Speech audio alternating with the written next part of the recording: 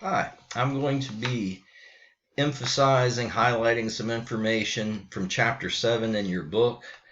Um, it's evaluation. The chapter is on evaluation. It's Chapter 7. It's come rather late in the book for a reason. Evaluation essentially means to judge. If you're evaluating something, you're judging it. When it comes to pieces of writing, which we've been studying, you can't evaluate something unless you comprehend it. That was an earlier chapter. We need to know the plain sense of it. We should also analyze, pull apart the different elements of it, and look at it. All these other chapters build to this one. We're in a position to actually judge because we understand what we're looking at. So your book had a lot of good information having to do with being fair-minded, and hopefully you read through all of that. And I wanted to emphasize, as we're going back just a little bit, the section, by the way, practice 7.2, the guy writing about gun control. If you did that, you responded to it, we'll catch that later on, because later in the chapter, you will look at this piece again for other elements, and we'll just discuss all of it. There's unfair biased language in it, certainly, but there's a lot more wrong with those few paragraphs than just the language. There's a lot of logic that's not good there. So we'll discuss that in detail later. It's a good exercise. It's the kind of thing you have to do with the paper that you're going to be writing, the critical analysis. But ultimately, you're going to be evaluating an argument in that critical analysis. The article you read has a claim, and you're going to look at it, and is there good evidence for the claim? Are the assumptions, those beliefs held just to be true, they're unstated, are those assumptions valid, or does it use good logic? And you'll be able to judge that in a little bit. And it's not proved wrong by counter arguments. Well, we'll see about that, because you'll see some counter argument with it. But as you go through the book, it's good to read. Relevance is we need to determine if evidence is relevant to the claim being made. I mentioned way back when we looked at Carr's article on Google ruining our brains, the evidence he presented of people using a database, research database, wasn't relevant, because he was trying to prove, or was contending, that the internet is causing us to think differently. And the evidence there wasn't relevant because the patterns of people hopping from source to source don't really prove that, because people have always done that when they research, even before the internet. So that wasn't relevant. The drill here that you went through, you need to look at whether it's relevant or not, but I wanted to point out it keeps coming up for a good reason. Here's some of the evidence you might look at. That list comes up. Those are the kinds of terms you'll want to be using in your critical analysis. So hopefully that's all pretty clear. We'll be revisiting that. This exercise, determining relevance. This first one, now you try.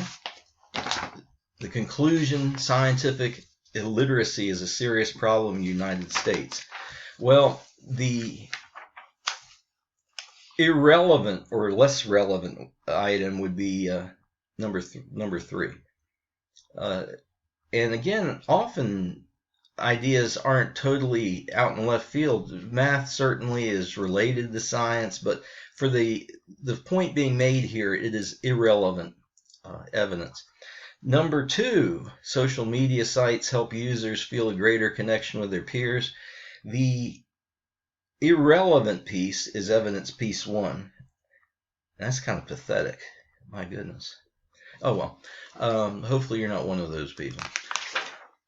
And then 3, everyone should learn a second language, and evidence 3 is irrelevant. That doesn't support the argument that you should. All these others are good pieces.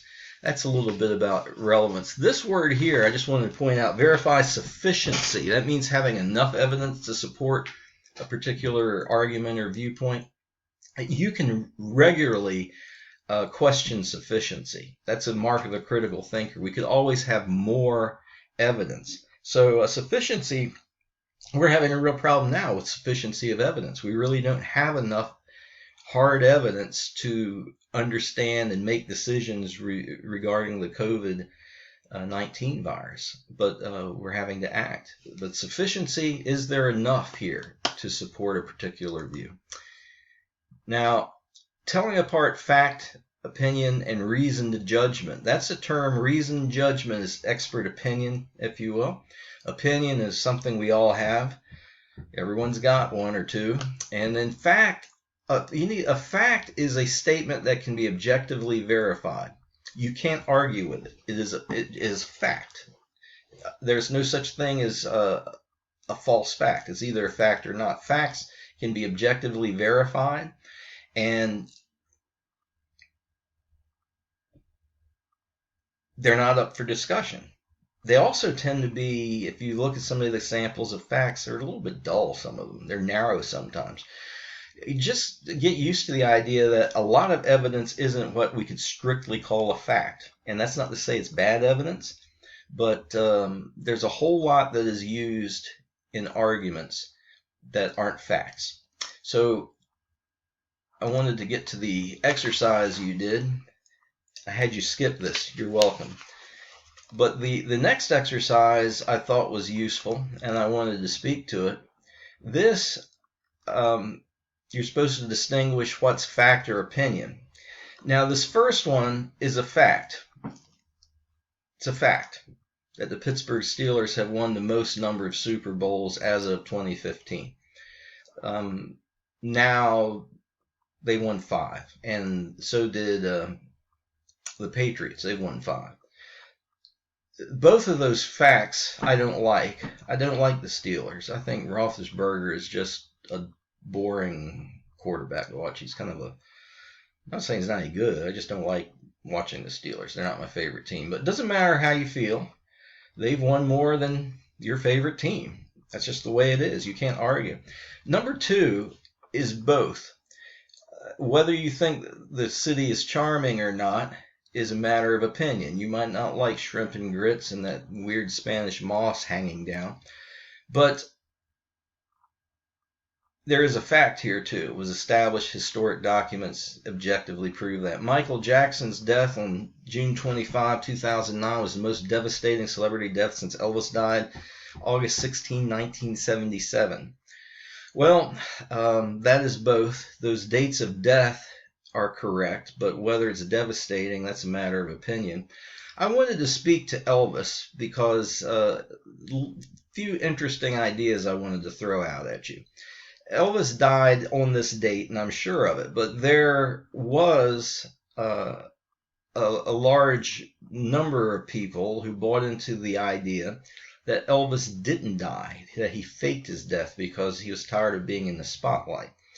And my wife gave me this book as kind of a joke, but I read it. It was just fascinating. It was called Elvis is Alive.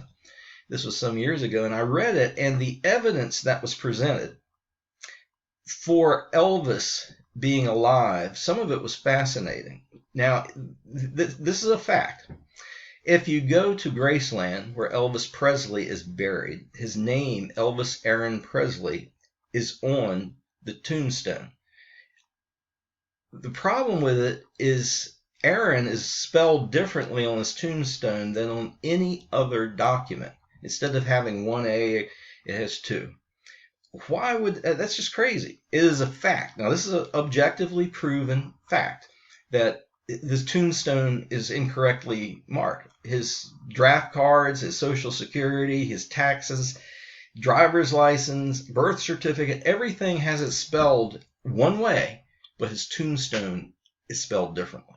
And you can't argue with that. That's just a fact. Now, using that as evidence that he didn't really die, that gets a little shaky. The idea behind that was that, okay, he's faking his death, and it was just he's superstitious, Southern kind of guy, and the last thing you want to do when you fake your death is to put your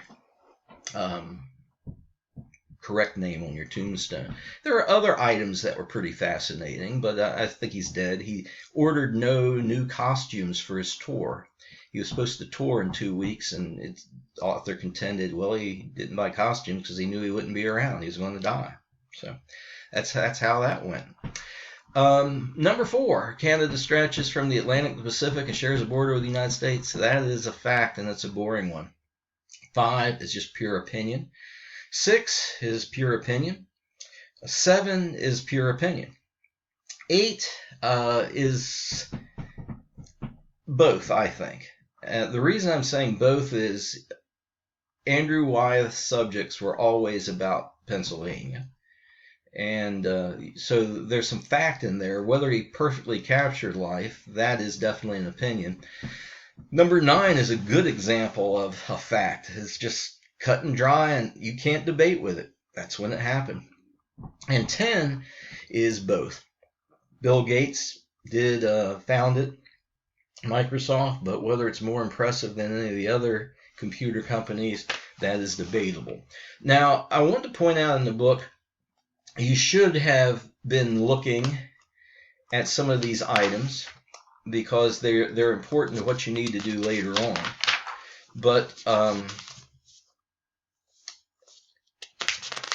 evaluating sources, you need to look at that. Especially, I wanted to point out this notion is author credibility, because you will need to address that with the critical analysis.